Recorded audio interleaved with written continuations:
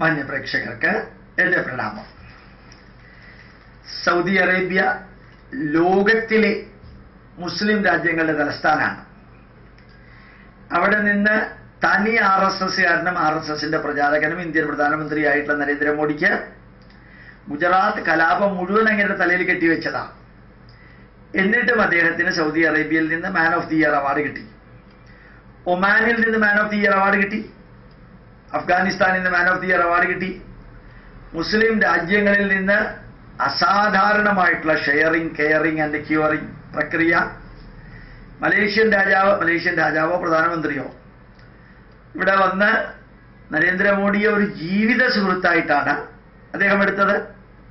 ബംഗ്ലാദേശും ഭാരതവും തമ്മിലുള്ള ധാരണാപത്രവും പ്രവർത്തനവും എത്ര ധന്യമായിട്ട് നരേന്ദ്രമോദിക്ക് മുസ്ലിം രാജ്യമായിട്ട് ഉണ്ടാക്കാൻ സാധിച്ചു. മാലിദ്വീപിൽ കുടിവെള്ളം മുട്ടിയപ്പോഴത്തേക്ക് ഇവിടുന്ന് വിമാനത്തിൽ കൊണ്ടുപോയി, പിന്നെ കപ്പലിൽ കൊണ്ടുപോയി. മുസ്ലിം രാജ്യമാണ്. അത് മാത്രമല്ല, ഈ ദുബായിലേക്ക് ആവശ്യമായിട്ടുള്ള യുദ്ധോപകരണങ്ങളും ബാക്കിയുള്ളതെല്ലാം ഇവിടെ നിന്നാണ് പോകുന്നത്. മുസ്ലിം രാജ്യമായിട്ടുള്ള അബുദാബിയിൽ ഒരു വലിയ അമ്പലം നിർമ്മിക്കാനുള്ള സ്ഥലം കൊടുത്തു. അവിടുത്തെ ചീഫായിരുന്നു ഇവിടെ റിപ്പബ്ലിക് ഡേക്ക് ചീഫ് ഗസ്റ്റായിട്ട് വന്നത്. അപ്പോ ശരിക്കും ശ്രീ നരേന്ദ്രമോദി ലോകത്തിന്റെ മുമ്പിൽ ഒരു വലിയ മനുഷ്യനായി മാറിക്കൊണ്ടിരിക്കുകയാണ് പ്രവൃത്തിയിലൂടെ. ആരും അംഗീകരിച്ചാലും ഇല്ലെങ്കിലും. ഇനി അംഗീകരിക്കാൻ ആൾക്കാർക്ക് വലിയ വിഷമതൊക്കെ ഉണ്ടാവും, അതൊക്കെ അവരവരുടെ സ്വാതന്ത്ര്യം. പക്ഷേ ലോകത്തിന്റെ മനസാക്ഷിയിൽ ശ്രീ നരേന്ദ്രമോദി എങ്ങനെയുണ്ടെന്ന് ഒരു വാർത്ത. ഇൻസ്റ്റാഗ്രാമിൽ മോദിക്ക് എതിരാളികളില്ല. ഒരു നല്ല വാർത്തയായിട്ടാണ് എനിക്ക് തോന്നിയത്. ഇതാണ് നോക്കാം. പ്രധാനമന്ത്രി നരേന്ദ്രമോദിയെ ഇൻസ്റ്റാഗ്രാമിൽ പിന്തുടരുന്നത് 68 ലക്ഷം പേർ. ഇതോടെ ഇൻസ്റ്റാഗ്രാമിൽ ലോകത്ത് ഏറ്റവും കൂടുതൽ പേർ പിന്തുടരുന്ന രാഷ്ട്ര നേതാവ് എന്ന പദവി സ്വന്തമാക്കിയിരിക്കുകയാണ് ഇന്ത്യൻ പ്രധാനമന്ത്രി. 63 ലക്ഷം പേർ പിന്തുടരുന്ന അമേരിക്കൻ പ്രസിഡന്റ് ഡൊണാൾഡ് ട്രംപാണ് രണ്ടാം സ്ഥാനത്ത്. 37 ലക്ഷം പേർ പിന്തുടരുന്ന ഫ്രാൻസിസ് മാർപ്പാപ്പ. ശരിക്കും 37 ലക്ഷം പേരാണ് മാർപ്പാപ്പ. 160 പരം കത്തോലിക്കർ, 160 കോടിയിൽ പരം കത്തോലിക്കര് ലോകത്തുണ്ട്.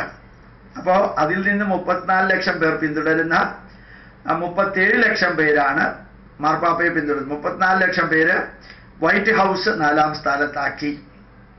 കഴിഞ്ഞ വർഷത്തെ 3-ാം സ്ഥാനത്ത് നിന്നാണ് മോദി ഇത്തവണ 1-ാം സ്ഥാനത്തെത്തിയത്. രാജ്യാന്തര പബ്ലിക് റിലേഷൻ സ്ഥാപനമായ ബ്രൂസൺ മാസ്റ്റർ ആണ് റിപ്പോർട്ട് തയ്യാറാക്കിയത്. 325 രാഷ്ട്ര നേതാക്കളുടെയും വിദേശകാര്യമന്ത്രിമാരുടെയും കഴിഞ്ഞ ഒരു വർഷത്തെ ഇൻസ്റ്റാഗ്രാം അക്കൗണ്ട് വിലയിരുത്തിയാണ് റിപ്പോർട്ട് തയ്യാറാക്കിയത്. 53 ചിത്രങ്ങളാണ് കഴിഞ്ഞ ഒരു വർഷത്തിനിടെ മോദി ഇൻസ്റ്റാഗ്രാമിൽ പങ്കുവച്ചത്.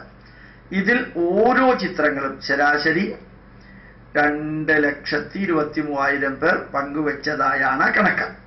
ഏതായാലും ഒരു കാര്യം ഉറപ്പാണ്, ആ മോഡിയെ വിമർശിച്ച് അങ്ങേരെ മതഭ്രാന്തനും വർഗീയവാദിയും ഹിന്ദുത്വവാദിയും RSSകാരനും പിന്നെ ഉപയോഗിക്കാൻ പറ്റാത്ത സർവ്വ വാക്കുകളും ഉപയോഗിച്ച് അദ്ദേഹത്തിനെ കരിവാരി തേച്ച് അങ്ങ് മുമ്പോട്ട് പോകുമ്പോഴാണ് നമ്മുടെ ഗോവയിലെ ചീഫ് മിനിസ്റ്റർ പദവിയും ഭരണവും, അതുപോലെ തന്നെ ജാർഖണ്ഡിലെ ഉത്തരാഖണ്ഡിലെയും ഉത്തർപ്രദേശിലെയും എല്ലാ മണിപ്പൂരിലെയും ഭരണവും BJPക്ക് കിട്ടി.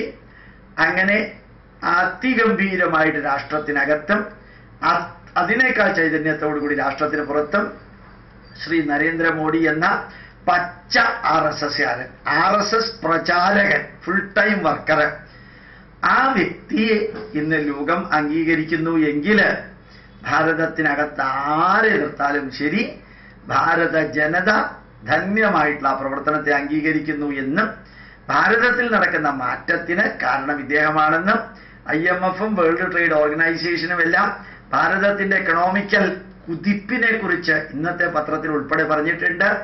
ഇതൊക്കെ സത്യമാണെന്നറിയാൻ കുറെ പേർക്കെങ്കിലും സാധിക്കട്ടെ. എല്ലാവരും മലപ്പുറത്തുകാര് അല്ലാത്ത സ്ഥിതിക്ക് എല്ലാവരും മലപ്പുറം ഇലക്ഷനിൽ നടന്ന മാതിരി റിസൾട്ട് എല്ലായിടത്തും പ്രതീക്ഷിക്കുന്നു എങ്കിലും അതല്ല, അതിനേക്കാൾ അപ്പുറത്ത് വിലയിരുത്തുന്നവരുണ്ട് എന്നുള്ളതിന്റെ വലിയ തെളിവാണ് ഇൻസ്റ്റാഗ്രാമിൽ ശ്രീ നരേന്ദ്രമോദിയുടെ ഉജ്ജ്വലമായിട്ടുള്ള പ്രകടനമെന്ന് സന്തോഷത്തോടുകൂടി എനിക്ക് തോന്നിയത് നിങ്ങളുമായിട്ട് പങ്കുവച്ചു. പ്രണാമം, നമസ്കാരം.